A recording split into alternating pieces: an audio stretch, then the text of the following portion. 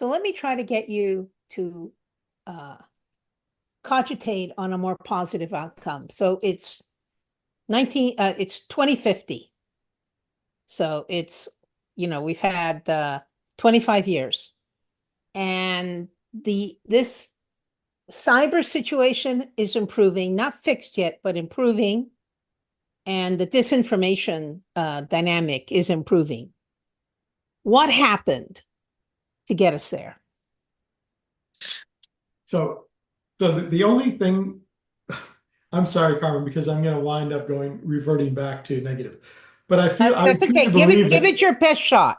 I truly believe that progress comes when we are forced to change.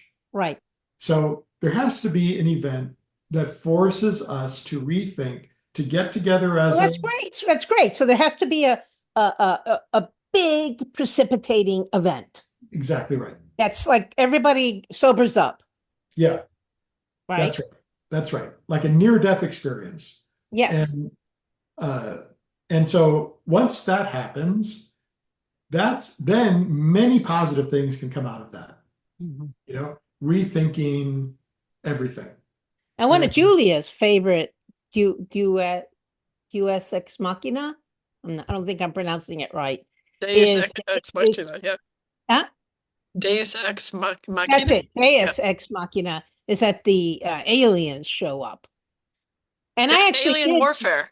And I actually did make a bet with someone, and I would make it again, that we will have an encounter with sentient life other than the ones we represent right here by 2050. Mhm. And I'm sticking with it. I have no problem with that. I'm totally on board with the universe being filled with mysteries and facts that we do Right. not know about and probably cannot really comprehend, and that such an encounter would for sure, yield a a a, a, a it would force us to change, and um, and I think that's a really good possible scenario that would do that. So I had not thought of Yeah. it. I had not considered it. Because I was looking backwards in history, and the changes that occur from a safety perspective, they were all disasters, right? Massive Right. loss of life or terrible attrition. That's what prompted legislation that brought in safety factors. But Right. what you're talking about is at a much bigger scale, and could have, the result that we're all talking about, right? A positive Right. change. Right. So I hope that something like that does occur. Honestly, I think that would be awesome. Uh, Very cool. yeah. Thank you. Yeah, nice way to end that. Um, yeah. I mean, look at, like, I still look at those in Peru, those Yeah. diagrams, those giant Oh diagrams. yeah, of course. Yeah. Like, how in the world could anybody What the do that? hell? Yeah. Well, the other thought experiment I like to engage in, and this is, rough, so throw in ideas, is there are certain things that humans living together have to do at scale. Recovering from a tragedy, you know, helicoptering in 1,000 new pylons for electricity lines, got to be done by some entity at scale.